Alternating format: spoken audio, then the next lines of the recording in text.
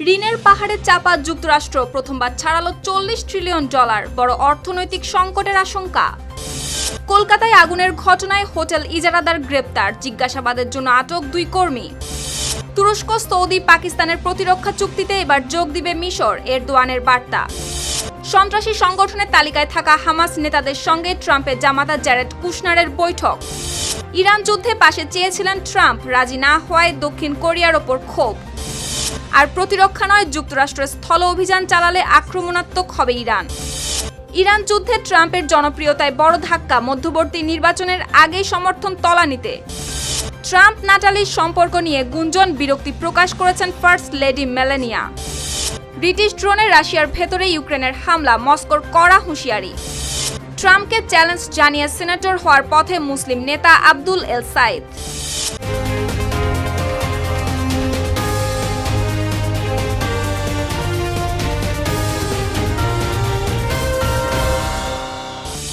দর্শক, আমন্ত্রণ জানাচ্ছি RTV সপ্তাহের বিশেষ সঙ্গে আছে আমি শুক্তি রায়। একটি দেশের ঋণ $40 ট্রিলিয়ন, সংখ্যাটা এতটাই বিশাল যে বাংলাদেশি হিসাবে প্রায় $40 লাখ কোটি। এবার প্রথমবারের মতো সেই সীমাও পার করেছে বিশ্বের সবচেয়ে বড় অর্থনীতির দেশ যুক্তরাষ্ট্র। শুধু ঋণই নয়, সেই ঋণে সুদ দিতেই বছরে খরচ হচ্ছে $1 ট্রিলিয়ন বেশি।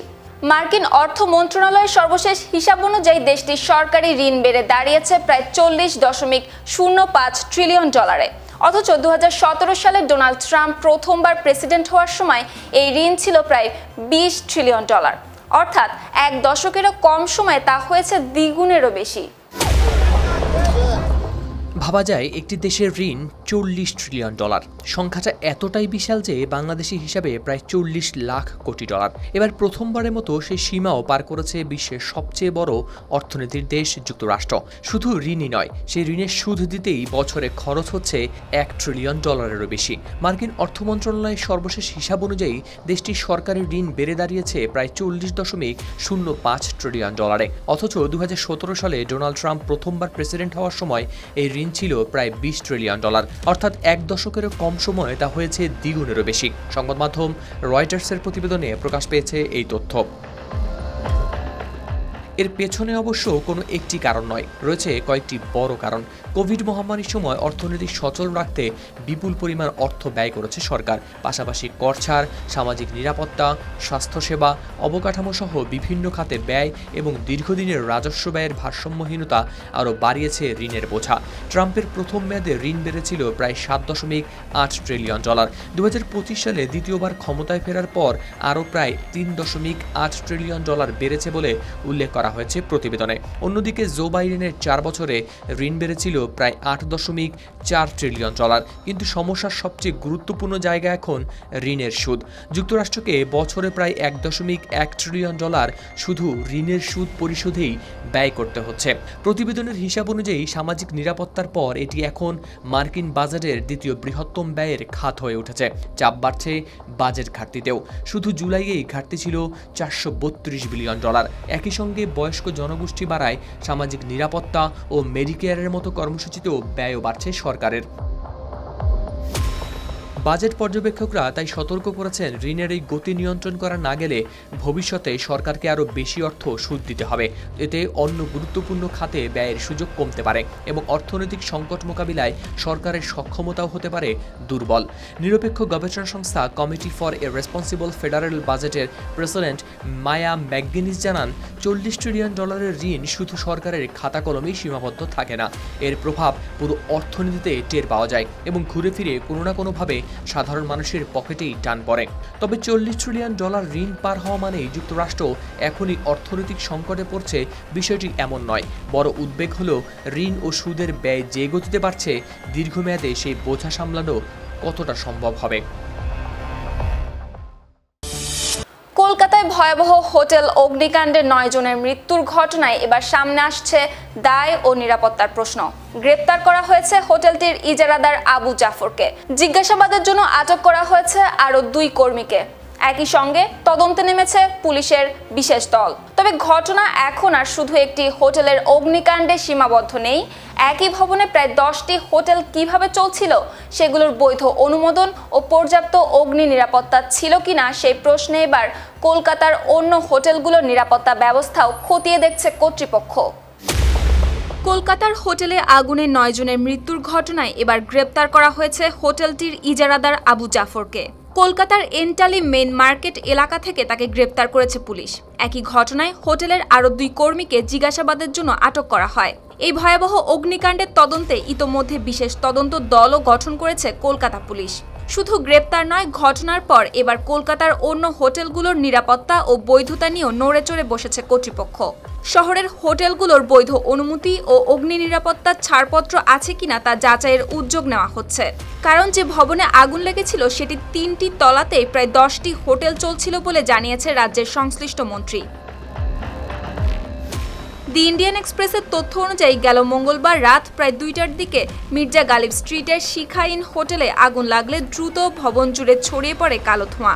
তখন অনেকেই ঘুমিয়েছিলেন। পরে পুলিশ ও ফায়ার সার্ভিস দীর্ঘ সময় উদ্ধার অভিযান চালিয়ে প্রায় 60 জনকে নিরাপদে বের করে আনে।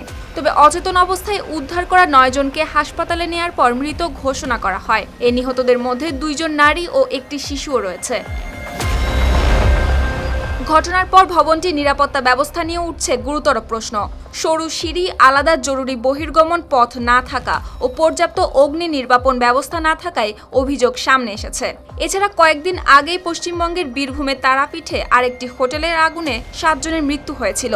এদিকে মির্জা গালিব স্ট্রিটের এই হোটেলের আগুনের সঠিক কারণ এখনো নিশ্চিত করেনি পুলিশ। তবে তদন্ত এখন শুধু আগুন কোথা থেকে লেগেছিল সেখানে আটকে নেই। এত ঝুঁকিপূর্ণ ব্যবস্থার মধ্যেও এক ভবনে এতগুলো হোটেল কিভাবে চলছিল সেই জবাব এবার খুঁজছে কর্তৃপক্ষ। তুরস্ক, সৌদি আরব ও পাকিস্তান মুসলিম বিশ্বের সামরিকভাবে গুরুত্বপূর্ণ 3 দেশ ইতোমধ্যে এসেছে একটি যৌথ প্রতিরক্ষা চুক্তির আওতায়। এবার সেই বলয়ে যুক্ত হতে পারে প্রভাবশালী দেশ মিশর। শুধু মিশরই নয়, ভবিষ্যতে আরও দেশের জন্য এই চুক্তির দরজা খোলা থাকতে পারে। আল জাজিরা আরবির আল মুকাবালা অনুষ্ঠানে দেওয়া বিশেষ সাক্ষাৎকারে তুরস্কের প্রেসিডেন্ট রিসেপ তাইয়েপ এরদোয়ান দিয়েছেন এমন ইঙ্গিত। তার ভাষায় এই চুক্তি শুধু 3 দেশের নিরাপত্তা বিষয় নয়, বরং পুরো বিশ্বের জন্য একটি গুরুত্বপূর্ণ বার্তা। তুরস্ক, সৌদি আরব ও পাকিস্তান মুসলিম বিশ্বের সামরিকভাবে গুরুত্বপূর্ণ 3 দেশ ইতিমধ্যেই এসেছে একটি যৌথ প্রতিরক্ষা চুক্তির আওতায়। এবার সেই বলয়ে যুক্ত হতে পারে আরেক প্রভাবশালী দেশ মিশর। শুধু মিশরই নয়, ভবিষ্যতে আরও দেশের জন্য খোলা থাকতে পারে এই চুক্তির দরজা। আল জাজিরা আরবির আল মুকাবালা অনুষ্ঠানে দেয়া বিশেষ সাক্ষাৎকারে এমন ইঙ্গিত দিয়েছেন তুরস্কের প্রেসিডেন্ট রিসেপ তাইয়েপ এরদোয়ান। তার ভাষায় এই চুক্তি শুধু 3 দেশের নিরাপত্তার বিষয় নয়, বরং পুরো বিশ্বের জন্যই একটি গুরুত্বপূর্ণ বার্তা। গেল 7 আগস্ট মক্কায় স্বাক্ষরিত এই চুক্তিতে সই করেন এরদোয়ান, সৌদি যুবরাজ মোহাম্মদ বিন সালমান ও পাকিস্তানের প্রধানমন্ত্রী শাহবাজ শরীফ। চুক্তিটি মক্কা চুক্তি নামেও পরিচিত। এই চুক্তির সবচেয়ে গুরুত্বপূর্ণ শর্তটি হলো 3 দেশের যে কোনো একটির উপর সশস্ত্র হামলা হলে সেটিকে সবার উপর হামলা হিসেবে বিবেচনা করা হবে। অনেক বিশ্লেষক এই ব্যবস্থাকে ন্যাটোর আর্টিকেল 5-এর সঙ্গে তুলনা করছেন। তবে পাকিস্তানের কর্মকর্তারা বলছেন এটিকে ন্যাটোর সমতুল্য কোনো সামরিক জোট হিসেবে দেখা ঠিক হবে না। একই সঙ্গে কোনো নির্দিষ্ট দেশকে লক্ষ্য করেই এই চুক্তি করা হয়েছে এমন ব্যাখ্যাও তারা প্রত্যাখ্যান করেছেন। এরপর এরদোয়ান আরও জানান, সামনে আরও দেশকে এই কাঠামোর সঙ্গে যুক্ত করা হতে পারে। বিশেষ করে মিশরের নাম উল্লেখ করেছেন তিনি। এদিকে এমন সময় এই বার্তা এসেছে যখন মধ্যপ্রাচ্যের নিরাপত্তা পরিস্থিতি ক্রমেই জটিল হচ্ছে। হরমুজ প্রণালী নিয়ে উত্তেজনা, গাজা যুদ্ধ, লেবাননের সংঘাত ও সিরিয়ার অস্থিতিশীলতা সব মিলিয়ে অঞ্চল জুড়ে তৈরি হয়েছে এক ধরনের অনিশ্চয়তা। এরদোয়ানের মতে হরমুজ প্রণালী দ্রুত খুলে দেওয়া জরুরি, কারণ এই নৌপথ বন্ধ থাকা কোনো পক্ষের জন্যই ভালো নয়। আঞ্চলিক সংঘাত থামাতে কাতারের মধ্যস্থতাকেও গুরুত্বপূর্ণ বলে মনে করছেন তিনি। সিরিয়া নিয়েও আঙ্কারার অবস্থান স্পষ্ট করেছেন এরদোয়ান। দেশটিকে স্থিতিশীল করতে তুরস্ক সহায়তা চালিয়ে যাবে। এমনকি সিরিয়ার কুর্দিরাও ভবিষ্যতে শান্তি ও স্থিতিশীলতার অংশ হবেন বলে জানিয়েছেন তিনি। গাজার ক্ষেত্রেও তুরস্ক পিছিয়ে যাবে না বলে জানান এরদোয়ান। তার দাবি, হামাস নিজেদের প্রতিশ্রুতি পালনের চেষ্টা করছে, কিন্তু ইসরায়েল এখনও যুদ্ধ চালিয়ে যাচ্ছে। একই সঙ্গে লেবাননে ইসরায়েলের হামলা নিয়েও উদ্বেগ প্রকাশ করেছেন তিনি। আঞ্চলিক নিরাপত্তার এই আলোচনায় পাশাপাশি যুক্তরাষ্ট্রের সঙ্গে তুরস্কের সম্পর্কের আরেকটি গুরুত্বপূর্ণ বিষয়ও সামনে এসেছে, তা হল F-35 যুদ্ধবিমান। এরদোয়ান জানান, প্রেসিডেন্ট ডোনাল্ড ট্রাম্প তাকে F-35 দেওয়ার বিষয়ে প্রতিশ্রুতি দিয়েছেন। এখন সেই প্রতিশ্রুতি বাস্তবায়নের অপেক্ষায় আছেন তিনি। রাশিয়ার S-400 কেনার পর 2019 সালে সালে তুরস্ককে F-35 কর্মসূচি থেকে বাদ দিয়েছিল যুক্তরাষ্ট্র। সব মিলিয়ে মক্কা চুক্তি এখন শুধু 3 দেশের পারস্পরিক প্রতিরক্ষার বিষয় হয়ে থাকছে না। মিশর সহ আরও দেশ যুক্ত হলে এটি মধ্যপ্রাচ্য ও মুসলিম বিশ্বের নিরাপত্তা কাঠামো তৈরি করতে পারে নতুন এক আঞ্চলিক বলয়। হামাসকে দীর্ঘদিন ধরে সন্ত্রাসী সংগঠন হিসেবে তালিকাভুক্ত করে রেখেছে যুক্তরাষ্ট্র। তবে এবার সেই সংগঠনের নেতাদের সঙ্গে সরাসরি বৈঠক করেছেন ডোনাল্ড ট্রাম্পের জামাতা ও মধ্যপ্রাচ্য বিষয়ক দূত জ্যারেড কুশনার। তাও এমন এক সময় যখন ট্রাম্পের গাজা শান্তি পরিকল্পনা নিয়ে ওয়াশিংটনের সঙ্গে প্রকাশ্যে মতবিরোধে জড়িয়েছে দখলদার ইসরায়েল। ফলে প্রশ্ন উঠছে, গাজার যুদ্ধ থামাতে কি পুরনো নীতি থেকে সরে এসে হামাসের সঙ্গে সরাসরি আলোচনার পথেই হাঁটছেন ডোনাল্ড ট্রাম্প? যে হামাসকে যুক্তরাষ্ট্র দীর্ঘদিন ধরে সন্ত্রাসী সংগঠন হিসেবে তালিকাভুক্ত করে রেখেছে, সেই সংগঠনের নেতাদের সঙ্গেই এবার সরাসরি বৈঠক করেছেন ডোনাল্ড ট্রাম্পের জামাতা ও মধ্যপ্রাচ্য বিষয়ক দূত জ্যারেড কুশনার। তাও এমন এক সময়ে যখন ট্রাম্পের গাজা শান্তি পরিকল্পনা নিয়ে ওয়াশিংটনের সঙ্গে প্রকাশ্য মতবিরোধে জড়িয়েছে দখলদার ইসরায়েল। ফলে প্রশ্ন উঠেছে, গাজায় যুদ্ধ থামাতে কি পুরনো নীতি থেকে সরে এসে হামাসের সঙ্গে সরাসরি আলোচনার পথেই হাঁটছে ট্রাম্প প্রশাসন? কারণ যুক্তরাষ্ট্র দীর্ঘদিন হামাসের সঙ্গে সরাসরি যোগাযোগ এড়িয়ে এসেছে, কিন্তু গাজা যুদ্ধ বন্ধের প্রচেষ্টায় এবার সেই অবস্থানে পরিবর্তনের ইঙ্গিত দেখা যাচ্ছে। সংবাদ মাধ্যম আল জাজিরাকে ফিলিস্তিনি একটি সূত্র জানায়, মিশরের আলমেইন শহরে কুশনারের সঙ্গে হামাস নেতাদের এই বৈঠক হয়। সেখানে হামাসের রাজনৈতিক নেতা খলিল আল হায়াও ছিলেন উপস্থিত। বৈঠকে শুধু হামাস ও যুক্তরাষ্ট্রের প্রতিনিধিরাই ছিলেন না, মিশরের গোয়েন্দা প্রধান হাসান রাশাদ, কাতারের কূটনীতিক আলী আল থাওয়াদি ও তুরস্কের একজন জ্যেষ্ঠ কর্মকর্তাও উপস্থিত ছিলেন বলে জানিয়েছে মার্কিন সংবাদ মাধ্যম এক্সিবস। ট্রাম্পের গাজা শান্তি পরিকল্পনা বাস্তবায়নের জন্য গঠিত শান্তি পর্ষদের দূত নিকোলাই মলাদেনভ ও সাবেক ব্রিটিশ প্রধানমন্ত্রী টনি ব্লেয়ার যোগ দেন এই বৈঠকে। আলোচনার কেন্দ্রে ছিল ট্রাম্পের প্রস্তাবিত গাজা পরিকল্পনা। কোন পদক্ষেপ কখন নেওয়া হবে, কিভাবে তা বাস্তবায়ন হবে এবং বাস্তবায়ন ঠিকমতো হচ্ছে কিনা সেটি কিভাবে যাচাই করা হবে, এসব নিয়ে হয়েছে আলোচনা। পরিকল্পনা অনুযায়ী গাজায় যুদ্ধবিরতি বজায় রাখতে হবে। গাজার প্রশাসনিক দায়িত্ব একটি জাতীয় কমিটির হাতে স্থানান্তর করা হবে। ভবিষ্যৎ প্রশাসনে হামাসের কোনো ভূমিকা থাকবে না। একই সঙ্গে হামাসকে অস্ত্র ও সামরিক অবকাঠামো ছেড়ে দিতে হবে। অন্যদিকে গাজা থেকে পর্যায়ক্রমে ইসরায়েলি সেনা প্রত্যাহারের কথাও রয়েছে পরিকল্পনায়।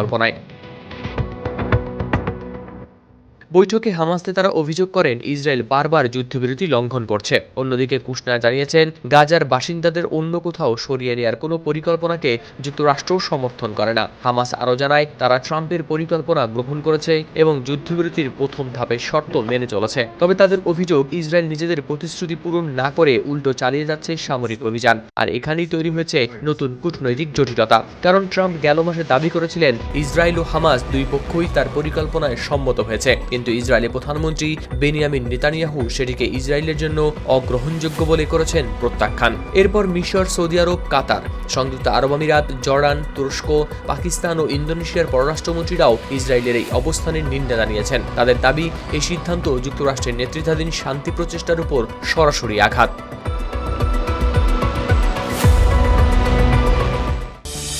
ইরানের বিরুদ্ধে যুদ্ধে পাশে থাকার আহ্বান জানিয়েছিলেন ডোনাল্ড ট্রাম্প, কিন্তু দক্ষিণ কোরিয়ার কাছ থেকে জবাব এসেছিল, না ধন্যবাদ।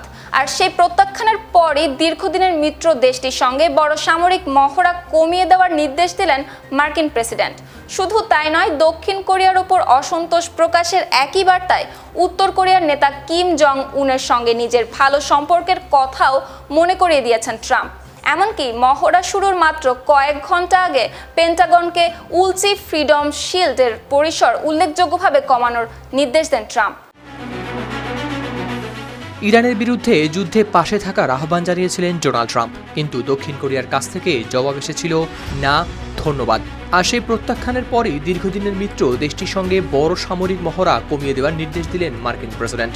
শুধু তাই নয়, দক্ষিণ কোরিয়ার উপর অসন্তোষ প্রকাশের একই বার্তায় উত্তর কোরিয়ার নেতা কিম জং উনের সঙ্গে নিজের ভালো সম্পর্কের কথাও মনে করিয়ে দিয়েছেন ট্রাম্প।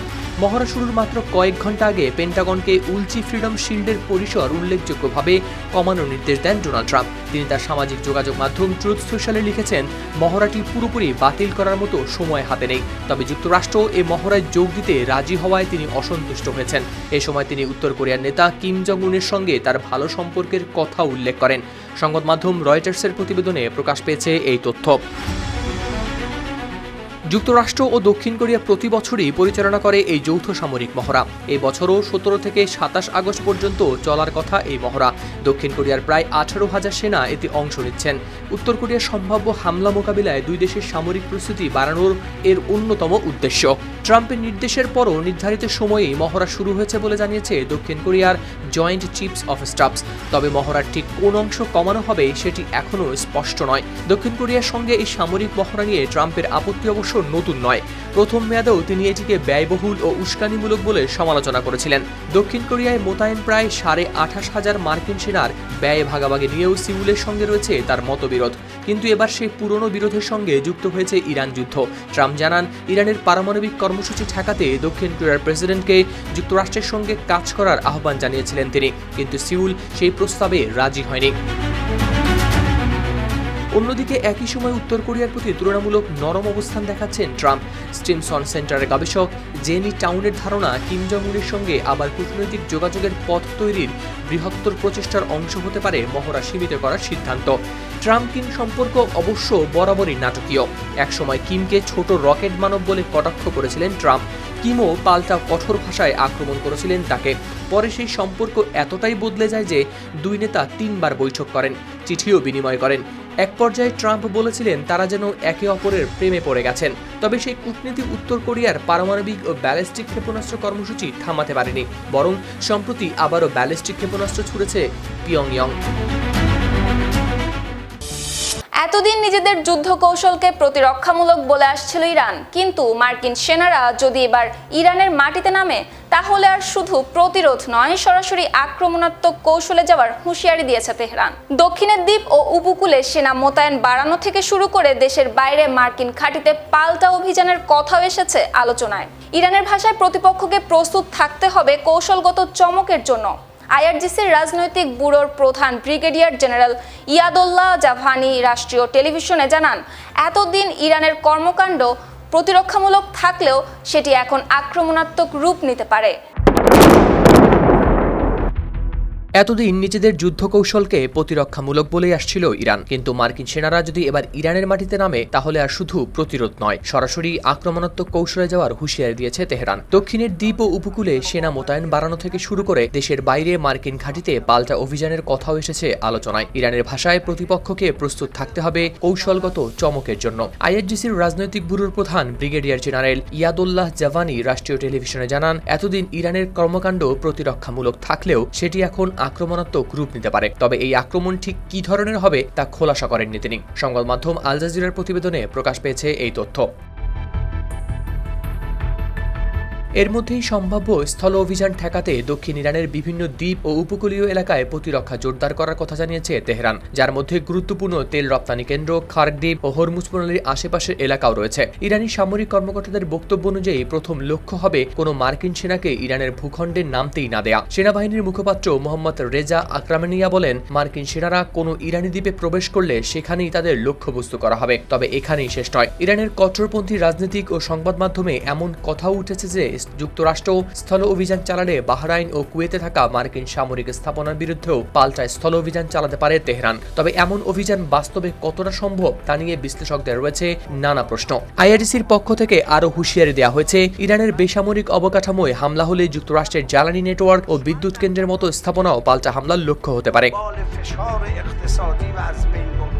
অন্যদিকে ইরানের সুপ্রিম ন্যাশনাল সিকিউরিটি কাউন্সিলের সচিব মোহসেন রেজাইয়ের দাবি, যুক্তরাষ্ট্র আগেই ইরানের স্থল অভিযানের কথা বিবেচনা করেছিল। তার মতে জুলাইয়ের দক্ষিণ ইরানে সড়ক, সেতু, রাডার, উপকূলীয় স্থাপনা ও সামরিক ঘাঁটিতে মার্কিন হামলার উদ্দেশ্য ছিল সম্ভাব্য স্থল অভিযানের পথ তৈরি করা। রেজাইয়ের দাবি, হরমুজ থেকে ইস্পাহানের দিকে অগ্রসর হতে হলে মার্কিন বাহিনীকে জাগ্রস পর্বতমালা ও ফার্স প্রদেশ পেরোতে হবে। এমন অভিযানে 40 থেকে 50,000 নয়, অন্তত 1 লাখ সেনার প্রয়োজন হতে পারে বলেও মনে করেন তিনি। তবে এটি ইরানি কর্মকর্তার নিজস্ব মূল্যায়ন। যুক্তরাষ্ট্র এমন পরিকল্পনার কথা নিশ্চিত করেনি, বরং এখন পর্যন্ত যুক্তরাষ্ট্র ইরানে স্থল অভিযান চালানোর প্রস্তুতি নিচ্ছে এমন কোনো নিশ্চিত তথ্যও আসেনি সামনে। তারপরও তেহরানের সাম্প্রতিক সামরিক বার্তা বলছে, সম্ভাব্য যুদ্ধের পরবর্তী ধাপের জন্য প্রস্তুতি নিচ্ছে তারা। নতুন সামরিক ও নিরাপত্তা নিয়োগ, দক্ষিণের দ্বীপে প্রতিরক্ষা জোরদার এবং দেশের বাইরে পাল্টা হামলার হুঁশিয়ারি। সব মিলিয়ে ইরান বোঝাতে চাইছে, মার্কিন সেনা তাদের ভূখণ্ডে প্রবেশ করলে যুদ্ধ আর শুধু ইরানের মধ্যেই সীমাবদ্ধ থাকবে না।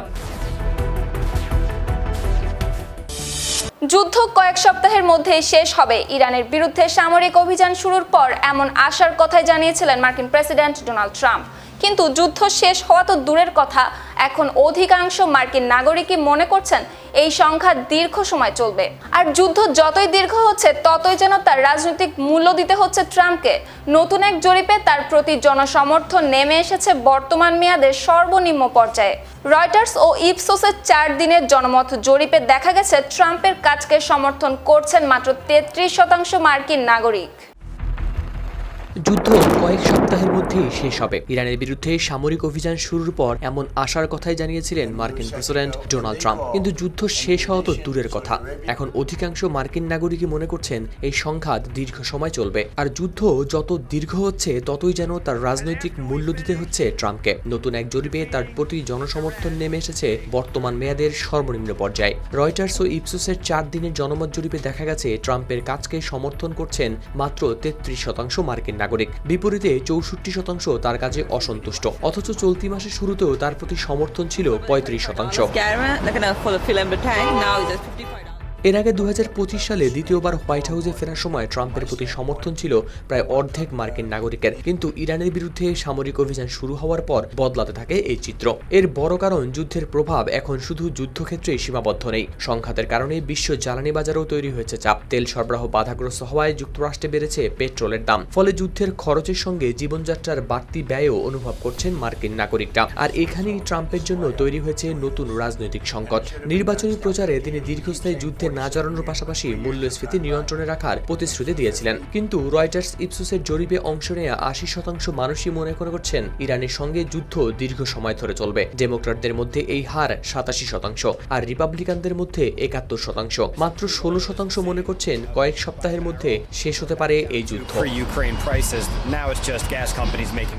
আরও বড় ধাক্কার বিষয় হলো জরিপের মাত্র 20% মার্কিন নাগরিক ইরানের সঙ্গে এই যুদ্ধে জড়ানোকে যুক্তরাষ্ট্রের জন্য সঠিক সিদ্ধান্ত বলে মনে করছেন। এমনকি রিপাবলিকানদের মধ্যেও এই অবস্থানের পক্ষে রয়েছে মাত্র অর্ধেক। এর মধ্যেই পেট্রোলের মূল্যবৃদ্ধি নিয়ে ট্রাম্প বলেছেন ইরান যাতে পারমাণবিক অস্ত্র তৈরি করতে না পারে তা নিশ্চিত করতে সামান্য বাড়তি মূল্য মার্কিনীদের মেনে নেওয়া উচিত। কিন্তু যুদ্ধ ও অর্থনীতি দুই ইস্যুতেই জনমতের এই পরিবর্তন সামনে এসেছে এমন এক সময়ে যখন আগামী 3 নভেম্বর যুক্তরাষ্ট্রে মধ্যবর্তী নির্বাচন। প্রতিনিধি পরিষদের সংখ্যাগরিষ্ঠতা ধরে রাখতে চাইছে রিপাবলিকানরা। অন্যদিকে ডেমোক্র্যাটরা প্রতিনিধি পরিষদের পাশাপাশি সিনেটেও নিজেদের অবস্থান শক্ত করার সুযোগ দেখছে। অর্থনীতি নিয়েও রিপাবলিকানদের জন্য সতর্কবার্তা রয়েছে। 38% ভোটার মনে করছেন অর্থনীতি সামলাতে ডেমোক্র্যাটরা বেশি সক্ষম। রিপাবলিকানদের পক্ষে মত দিয়েছেন মাত্র 35%। প্রায় এক দশকের এই ইস্যুতে প্রথমবারের মতো ডেমোক্র্যাটরা এগিয়ে গেছে বলে উঠে এসেছে জরিপে। সব মিলিয়ে ইরানের যুদ্ধ এখন ট্রাম্পের জন্য শুধু পররাষ্ট্রনীতির পরীক্ষা নয়, যুদ্ধ কতদিন চলবে,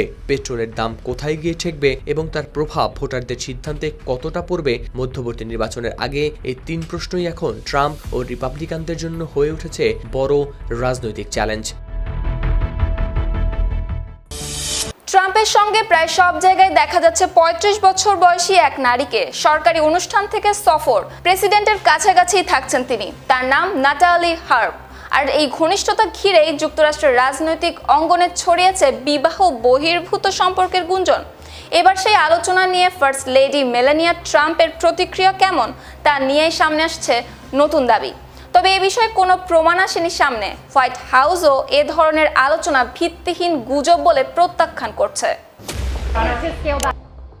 মার্কিন প্রেসিডেন্ট ডোনাল্ড ট্রাম্পের সঙ্গে প্রায় সব জায়গায় দেখা যাচ্ছে 35 বছর বয়সী এক নারীকে।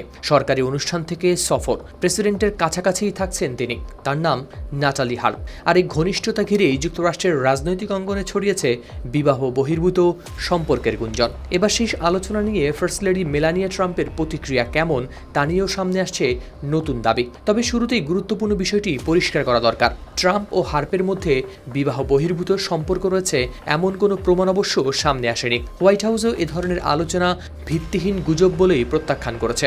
আলোচনাটি নতুন করে সামনে আনেন ডেমোক্র্যাট সিনেটর জন অসফ।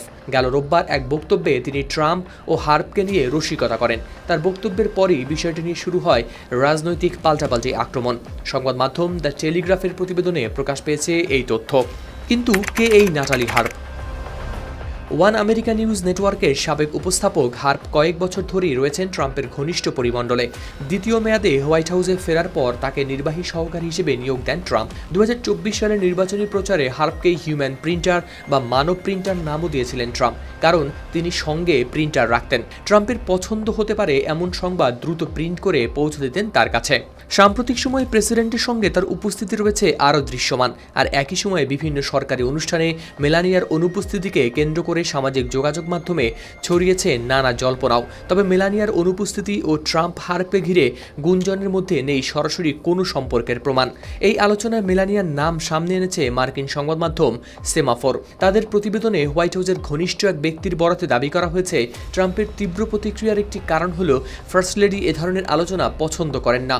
অর্থাৎ মেলানিয়া নিজে প্রকাশ্যে এ বিষয়ে কোনো বক্তব্য দিয়েছেন এমন তথ্য নেই এখানে। তার কথিত বিরক্তির বিষয়টিও একটি নাম প্রকাশে অনিচ্ছুক সূত্রের দাবি। তবে নিউ ইয়র্ক টাইমসের দুই সাংবাদিকের লেখা একটি বইটিতে উল্লেখ করা হয়, ট্রাম্প কর্মীদের বলেছিলেন নাটালি হার্প ছাড়া মেলানিয়ার মতো করে তাকে কেউ ভালোবাসে না। এদিকে অসফের বক্তব্যের পর ক্ষুব্ধ প্রতিক্রিয়া জানিয়েছে হোয়াইট হাউস। তাদের দাবি, হার্প প্রেসিডেন্টের দলের সবচেয়ে বিশ্বস্ত ও পরিশ্রমী সহকারীদের একজন। ওভাল অফিসে ট্রাম্পের কাছেও বিষয়টি জানতে চাওয়া হয়েছিল, কিন্তু তিনি সম্পর্কের গুঞ্জন নিয়ে কথা বলতে অস্বীকৃতি জানান এবং অসফের সমালোচনা করেন। ফলে ট্রাম্প ও নাটালি হার্পের সম্পর্ক নিয়ে রাজনৈতিক অঙ্গনে আলোচনা যতই বাড়ুক, এখন পর্যন্ত সেটি রয়েছে গুঞ্জনের পর্যায়ে। আর মেলানিয়া এতে বিরক্ত এই দাবিও সরাসরি তার কাছ থেকে নয়, এসেছে হোয়াইট হাউস ঘনিষ্ঠ একটি বেনামি সূত্রের মাধ্যমে। রাশিয়ার আকাশে একের পর এক ইউক্রেনীয় ড্রোন, লক্ষ্য কখনো জ্বালানি ডিপো, কখনো শোধনাগার, আবার কখনো গুরুত্বপূর্ণ শিল্প ও লজিস্টিক্স স্থাপনা। কিন্তু এবার এই হামলা ঘিরে নতুন করে উত্তেজনা ছড়িয়েছে মস্কো ও লন্ডনের মধ্যে। কারণ রাশিয়ার দাবি, তাদের ভূখণ্ডে হামলায় প্রথমবারের মতো ব্রিটেনের নির্মিত ড্রোন ব্যবহার করেছে ইউক্রেন। আর এরপরেই যুক্তরাজ্যকে চড়া মূল্য দিতে হবে বলে হুঁশিয়ারি দিয়েছে মস্কো। যুক্তরাজ্যে অবস্থিত রুশ দূতাবাসের অভিযোগ, লন্ডন সচেতনভাবেই ইউক্রেন যুদ্ধকে আরও তীব্র করার পথ বেছে নিয়েছে। রাশিয়ার আকাশে একের পর এক ইউক্রেনীয় ড্রোন, লক্ষ্য কখনো জ্বালানি ডিপো, কখনো শোধনাগার, আবার কখনো গুরুত্বপূর্ণ শিল্প ও লজিস্টিক স্থাপনা। কিন্তু এবার এই হামলা ঘিরে নতুন করে উত্তেজনা ছড়িয়েছে মস্কো ও লন্ডনের মধ্যে। কারণ রাশিয়ার দাবি, তাদের ভূখণ্ডে হামলায় প্রথমবারের মতো ব্রিটেনে নির্মিত ড্রোন ব্যবহার করেছে ইউক্রেন। আর এর পরপরই যুক্তরাজ্যকে চড়া মূল্য দিতে হবে বলে হুঁশিয়ারি দিয়েছে মস্কো। যুক্তরাজ্যে অবস্থিত রুশ দূতাবাসের অভিযোগ, লন্ডন সচেতনভাবেই ইউক্রেন যুদ্ধকে আরও তীব্র করার পথ বেছে নিয়েছে। তাদের ভাষ্য, ব্রিটিশ অস্ত্র দিয়ে রাশিয়ার ভেতরে হামলা চালানোর কারণে যুক্তরাজ্য এখন এসব হামলার অংশীদার ও সহযোগীতে পরিণত হয়েছে। রুশ দূতাবাস আরও সতর্ক করেছে, এই সংঘাতে লন্ডন যত বেশি জড়িয়ে পড়বে, তাদের তত বেশি মূল্য দিতে হবে। তবে মস্কোর এই হুঁশিয়ারিতে অবস্থান বদলাচ্ছে না যুক্তরাজ্য। ব্রিটিশ প্রতিরক্ষা মন্ত্রণালয় জানায়, ইউক্রেনের পাশে দৃঢ়ভাবে থাকবে লন্ডন। রাশিয়ার সামরিক অভিযানের বিরুদ্ধে আত্মরক্ষার জন্য কিয়েভকে প্রয়োজনীয় সরঞ্জাম দেওয়াও অব্যাহত থাকবে। এই বিতর্কের কেন্দ্রে রয়েছে দুটি ব্রিটিশ কোম্পানির তৈরি ড্রোন। একটি সামরিক সূত্রের বরাত দিয়ে বিবিসি জানায়, রাশিয়ার ভেতরে বিভিন্ন লক্ষ্যবস্তুতে হামলা ব্যবহার করা হয়েছে এসব ড্রোন। লক্ষ্যবস্তুর মধ্যে রয়েছে তেল শোধনাগার, সামরিক ও শিল্প স্থাপনা এবং রাশিয়ার বড় অনলাইন খুচরা বিক্রেতা ওয়াইল্ড বেরিজের লজিস্টিক সেন্টার। কিয়েভের দাবি, ওয়াইল্ড বেরিজের সবচেয়ে বড় 10টি লজিস্টিক সেন্টারের মধ্যে 7টি অকার্যকর করা হয়েছে। ইউক্রেন বলছে, এসব স্থাপনা রুশ সামরিক স্থাপনা সংগ্রহ ও সরবরাহের লজিস্টিক ব্যবস্থার সঙ্গে যুক্ত। ফলে হামলার উদ্দেশ্যে রাশিয়ার সেনাবাহিনীর সরবরাহ ব্যবস্থা দুর্বল করা। রাশিয়ার পররাষ্ট্র মন্ত্রণালয়ের মুখপাত্র মারিয়া জাখারোভা অভিযোগ করেছেন, রস্তভ অঞ্চলের একটি জ্বালানি ডিপো সহ রাশিয়ার বিভিন্ন স্থানে হামলায় ব্রিটিশ উপাদান ও কনফিগারেশনযুক্ত ড্রোন ব্যবহার করা হয়েছে। এর আগেও ইউক্রেন ব্রিটিশ নির্মিত স্টর্ম শ্যাডো ক্ষেপণাস্ত্র ব্যবহার করেছে। তবে এবার ব্রিটিশ নির্মিত ড্রোন সরাসরি রাশিয়ার মূল ভূখণ্ডে হামলায় ব্যবহারের দাবি সামনে আসায় বিষয়টি পেয়েছে নতুন মাত্রা। রুশ কর্মকর্তাদের দাবি, এক রাতেই রাশিয়ার দিকে প্রায় 822টি ড্রোন পাঠিয়েছিল ইউক্রেন। এর মধ্যে প্রায় 600টির লক্ষ্য ছিল মস্কো। সাম্প্রতিক আরেকটি হামলায় এক শিশুসহ 9 জন নিহত ও 23 জন আহত হওয়ার কথাও জানিয়েছে রাশিয়া। একই সময় রাশিয়ার হামলায় ইউক্রেনেও ঘটেছে হতাহতের ঘটনা। যুক্তরাজ্য এর আগে ইউক্রেনকে বিপুল সংখ্যক ড্রোন ও দীর্ঘপাল্লার স্ট্রাইক প্রযুক্তি দেওয়ার ঘোষণা দিয়েছিল। এখন সেই ব্রিটিশ প্রযুক্তি যদি রাশিয়ার গভীরে নিয়মিত হামলায় ব্যবহৃত হতে থাকে, তাহলে ইউক্রেন যুদ্ধের সঙ্গে লন্ডনের সম্পৃক্ততা নিয়ে আরও বাড়তে পারে মস্কোর ক্ষোভ। যুক্তরাষ্ট্রের রাজনীতিতে নতুন ইতিহাস গড়ার দৌড়ে এবার মিশরীয় অধিবাসী পরিবারের সন্তান আব্দুল এল সাইদ ডেমোক্রেটিক পার্টির মনোনয়ন নিশ্চিত করেই সরাসরি চ্যালেঞ্জ ছুড়ে দিয়েছেন প্রেসিডেন্ট ডোনাল্ড ট্রাম্পকে। জনস্বাস্থ্য কর্মকর্তা থেকে রাজনীতির মাঠে উঠে আসা এই প্রার্থী এখন লড়বেন ট্রাম্প ঘনিষ্ঠ রিপাবলিকান মাইক রজার্সের বিরুদ্ধে। আর নভেম্বরে সেই লড়াইয়ে জয় পেলে শুধু একটি সিনেট আসন নয়, যুক্তরাষ্ট্রের ইতিহাসে প্রথম মুসলিম সিনেটর হিসেবেও নাম লেখাবেন এল সাইদ। আমি খুবই দুঃখিত। যদি আপনারা এমন একজন সিনেটর চান যিনি কারো পা চাটবেন, ঠিক আছে, যান এবং মাইক রজার্সকে ভোট দিন। কিন্তু যদি আপনারা এমন একজন সিনেটর চান যিনি ডোনাল্ড ট্রাম্পের বিরুদ্ধে রুখে দাঁড়াবেন, তাহলে সেই সুযোগটি রয়েছে এখানেই। ট্রাম্পের বিরুদ্ধে লড়াইয়ের ঘোষণা দিয়েই এবার আমেরিকার ইতিহাস বদলানোর দৌড়ে নেমেছেন মিশরীয় অভিবাসী সন্তান আব্দুল এল সাইদ। ডোনাল্ড ট্রাম্পের বিরুদ্ধে রুখে দাঁড়াতে চান তিনি, এমনকি ভোটারদের সরাসরি বলেছেন ট্রাম্পের বিরুদ্ধে দাঁড়ানো সিনেটর চাইলে তাকেই বেছে নিতে হবে। আর এমন কড়া বার্তা দেওয়া এই রাজনীতিবিদের জীবন কিন্তু শুরু হয়েছিল একেবারেই সাদামাটাভাবে। মিশরে থাকলে হয়তো অন্য কাজিনদের মতো ট্যাক্সি চালিয়ে জীবিকা নির্বাহ করতে হতো তাকে, কিন্তু বাবার একটি সিদ্ধান্ত বদলে দেয় জীবনের মোড়। মিশর ছেড়ে যুক্তরাষ্ট্রের ডেট্রয়েটে পাড়ি জমান তার বাবা। সেই অভিবাসী পরিবারের সন্তান আব্দুল এল সাইদ এখন দাঁড়িয়ে আছেন ইতিহাস গড়ার পথে। নভেম্বরে জিততে পারলে তিনিই হবেন যুক্তরাষ্ট্রের ইতিহাসে প্রথম মুসলিম সিনেটর। ডেমোক্রেটিক পার্টির মনোনয়ন নিশ্চিত করার পর নিজের বিজয় ভাষণে পারিবারিক এই গল্প তুলে ধরেন 41 বছর বয়সী এল সাইদ। তিনি জানান, ইতিহাসের ঘটনা প্রবাহে তার বাবা ডেট্রয়েটের অভিবাসী হয়েছিলেন বলেই তিনি আজ একজন আমেরিকান। তবে শুধু অভিবাসী পরিবারের সন্তান কিংবা মুসলিম পরিচয় তাকে আলোচনায় আনেনি। রাজনীতিতে তার অবস্থানও বেশ স্পষ্ট, সবার জন্য স্বাস্থ্যসেবা, রাজনীতিতে কর্পোরেট অর্থের প্রভাব কমানো এবং বিদেশি সামরিক বাহিনীর পেছনে মার্কিন করের অর্থ ব্যয়ের বিরোধিতা, এসবই ছিল তার প্রচারের বড় অংশ। ইসরায়েলি সামরিক বাহিনীকে যুক্তরাষ্ট্রের অর্থ সহায়তার কঠোর বিরোধী এল সাইদ। তার মতে করের অর্থ বিদেশে ট্যাঙ্ক বা অস্ত্র তৈরিতে না দিয়ে যুক্তরাষ্ট্রের রাস্তা, স্কুল ও মানুষের স্বাস্থ্যসেবায় ব্যয় করা উচিত। আরও জানা গেছে, রাজনীতিতে আসার আগে জনস্বাস্থ্য কর্মকর্তা হিসেবে কাজ করেছেন আব্দুল এল সাইদ। মাত্র 30 বছর বয়সে তিনি ডেট্রয়েটের জনস্বাস্থ্য বিভাগের পরিচালকের দায়িত্ব পান। পরে সেই চাকরি ছেড়ে 2018 সালে মিশিগানের গভর্নর নির্বাচনে প্রতিদ্বন্দ্বিতা করেন। এবার তার সামনে আরও বড় সুযোগ। নভেম্বরে সিনেট নির্বাচনে তার প্রতিদ্বন্দ্বী রিপাবলিকান প্রার্থী ও ট্রাম্প ঘনিষ্ঠ হিসেবে পরিচিত মাইক রজার্স। এই নির্বাচনে জয় পেলে মিশরীয় অভিবাসী পরিবারের সন্তান আব্দুল এল সাইদ শুধু একটি সিনেট আসনই জিতবেন না, যুক্তরাষ্ট্রের ইতিহাসে প্রথম মুসলিম সিনেটর হিসেবেও নাম লেখাবেন। দর্শক, সপ্তাহের বিষয় পর্যন্তই। শেষ করার আগে শিরোনামগুলো জানিয়ে দেব আরও একবার। ঋণের পাহাড়ে চাপা যুক্তরাষ্ট্র, প্রথমবার ছাড়ালো $40 ট্রিলিয়ন, বড় অর্থনৈতিক সংকটের আশঙ্কা। কলকাতায় আগুনের ঘটনায় হোটেল ইজারাদার গ্রেপ্তার, জিজ্ঞাসাবাদের জন্য আটক 2 কর্মী। তুরস্ক, সৌদি, পাকিস্তানের প্রতিরক্ষা চুক্তিতে এবার যোগ দিবে মিশর, এরদোয়ানের বার্তা। সন্ত্রাসী সংগঠনের তালিকায় থাকা হামাস নেতাদের সঙ্গে ট্রাম্পের জামাতা জ্যারেড কুশনারের বৈঠক। ইরান যুদ্ধে পাশে চেয়েছিলেন ট্রাম্প, রাজি না হওয়ায় দক্ষিণ কোরিয়ার ওপর ক্ষোভ। আর প্রতিরক্ষা নয়, যুক্তরাষ্ট্রের স্থল অভিযান চালালে আক্রমণাত্মক হবে ইরান। ইরান যুদ্ধে ট্রাম্পের জনপ্রিয়তায় বড় ধাক্কা, মধ্যবর্তী নির্বাচনের আগেই সমর্থন তলানিতে।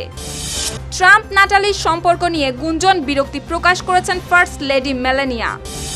ব্রিটিশ ড্রোনে রাশিয়ার ভেতরে ইউক্রেনের হামলা, মস্কোর কড়া হুঁশিয়ারি। ট্রাম্পকে চ্যালেঞ্জ জানিয়ে সিনেটর হওয়ার পথে মুসলিম নেতা আব্দুল এল সাইদ। দর্শক, এই ছিল সপ্তাহের বিষয়ে। এতক্ষণ সঙ্গে থাকার জন্য ধন্যবাদ।